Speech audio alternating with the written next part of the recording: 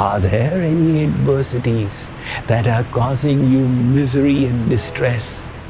How then do we change our thinking to look for positives and become happier people? This will require positive reframing.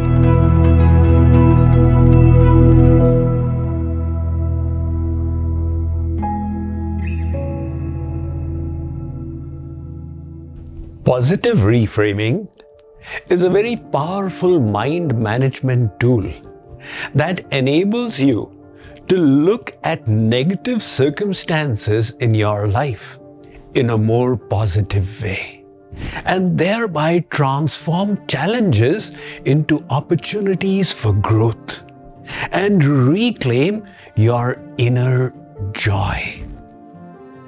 One mother was fretting about the problems in her life.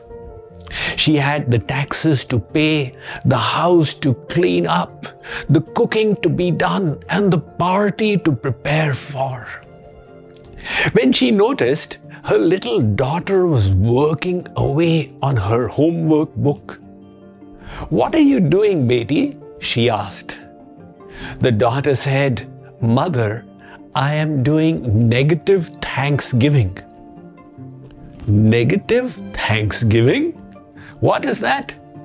"Mummy, my teacher has given me this assignment to see which negative circumstances in my life can I be thankful for."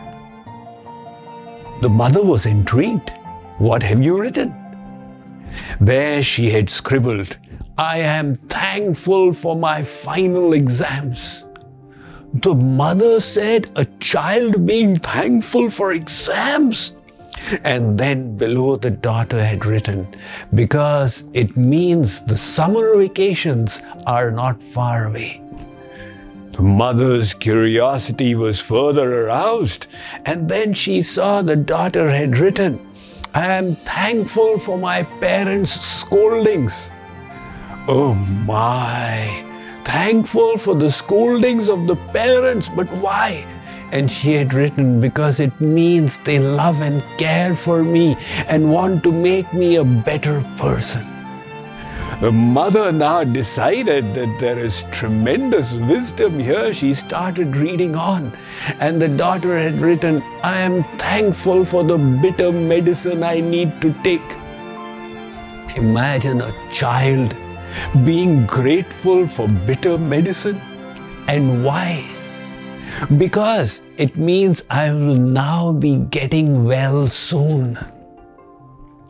The mother decided that she could also utilize this strategy for her own life. She went into her study room and started writing, "I am thankful for the taxes that I have to pay, because it means I have an income. In these days of recession, there are so many without a job." Again she wrote, "I am thankful for the cleaning up of the house I need to do, because it means I have a shelter to live under. I am thankful for the cooking I need to do for my family, because it means God has blessed me with a family. And I am thankful for cleaning up after the party, because it means I have a friend circle." What this mother and daughter were doing was a mind management tool called positive reframing. So often, we are so stressed up by anxiety, we fail to perceive the silver lining in the clouds that come into our life. But watching out for them makes the whole difference. That is why in our Vedic tradition, the sacred books, the scriptures, are called Darshan Shastra. Darshan Shastra are those holy books which enable you to see. Now you and I may think that we see, but the scriptures say you don't really see. You are blinded by a thing called inattentional blindness, where you are not perceptive to the graces in your environment. We are engaging in a phenomenon called selective perception, motivated by the negativity bias in our brain, where we are just focused on what is wrong with our environment, and we are dumping out all the opportunities that God is presenting to us.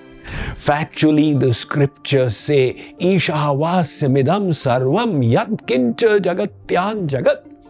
The whole world is the veritable form of God. Do you see it that way?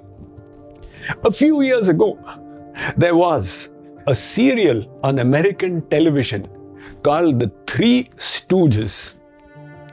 There was a sequence they would replay again and again, where one of the stooges would start saying, I cannot see, I cannot see, I cannot see. And the other stooge would say, but why can you not see? And he would respond, because my eyes are closed. So the second stooge would bop him on the head.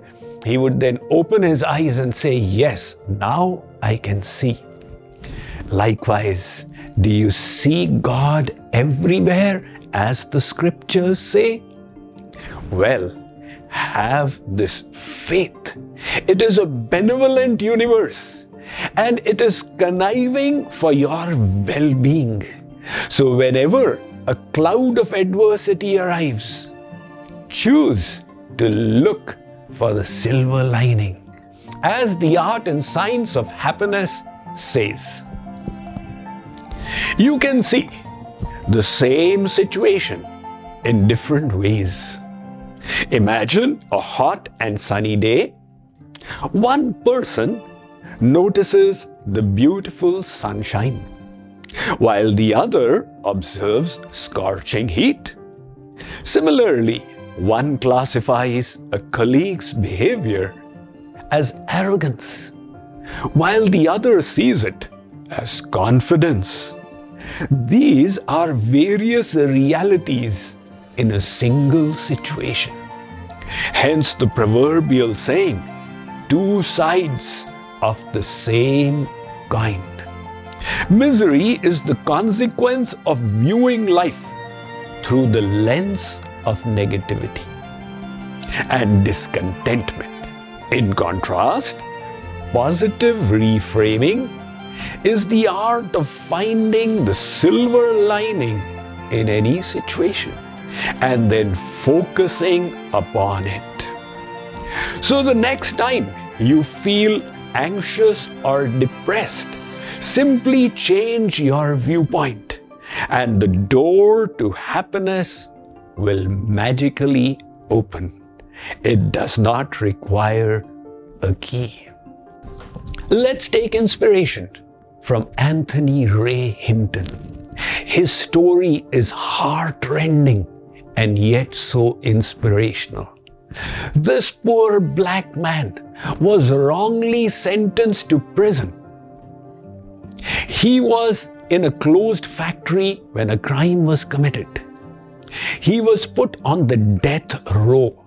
That is a section of the prison reserved for those convicts who have been sentenced to death. So every once in a while he would see one of the prisoners being taken to the gallows. For the first 3 years in that 5 by 7 feet cell, Anthony Ray Hinton was miserable. Then he decided to turn things around, chose a happier perspective. For 1 hour every day, he'd be allowed outside the cell to walk in the prison. He became an inspiration for the other inmates. Finally, the guards campaigned on his behalf. Fortunately for him, an advocate took up his case and continued to fight it. Ultimately, after 30 years, the Supreme Court unanimously declared that he had been wrongly imprisoned, and Anthony Ray Hinton walked to his freedom. He was interviewed by CNN, who asked him, is he miserable about what happened? His answer was so amazing. He said, whatever falls from the heavens can only be auspicious, like the rain. Later, he was interviewed on 60 Minutes, and the interviewer asked him, are you unhappy about what they did to you? He said, if I stay unhappy, they will still have me in prison. He further added, my mother asked me to chase not money, but joy. Because there are so many billionaires in this world who are unhappy. He said, today I have only $3.50 in my pocket, but it is the happiest day of my life. Now look at Anthony Ray Hinton. In that adversity which befell him, he said there must be some benevolence because it has come from God. What a wonderful way of looking at things. So also was the perspective of Nelson Mandela. This respectable, legendary world leader and the leader of the anti-apartheid movement in South Africa was imprisoned for 27 long years, and 18 of them were on Robben Island, which was 3 miles off the coast of Cape Town, in a shark-infested place. There he was forced to work on a lime quarry, where the sun was so intense he was partially blinded. In that situation, he transformed the prison house into a university. He would keep exchanging learning with the other inmates and tell them all, keep learning. He would ask them again and again, are you learning? And his instruction was, each one, teach one.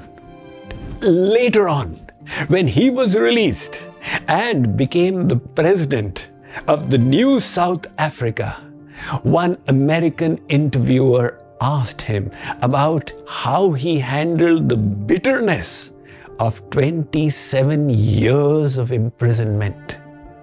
He said, there was no question of bitterness. I was merely learning through it all. What a wonderful perspective. He was in the prison. The choice before him was not to jump out of it, but either to keep crying about the problem in his life or to take whatever solutions he had and focus upon them. This is the art of positive reframing, which can make such a huge difference in your life. Are there any adversities that are causing you misery and distress? Think about the silver lining in them. Think hard. Try looking again. Be sure there are opportunities there for growth, because this universe is not malevolent. It is benevolent and is working in your favor.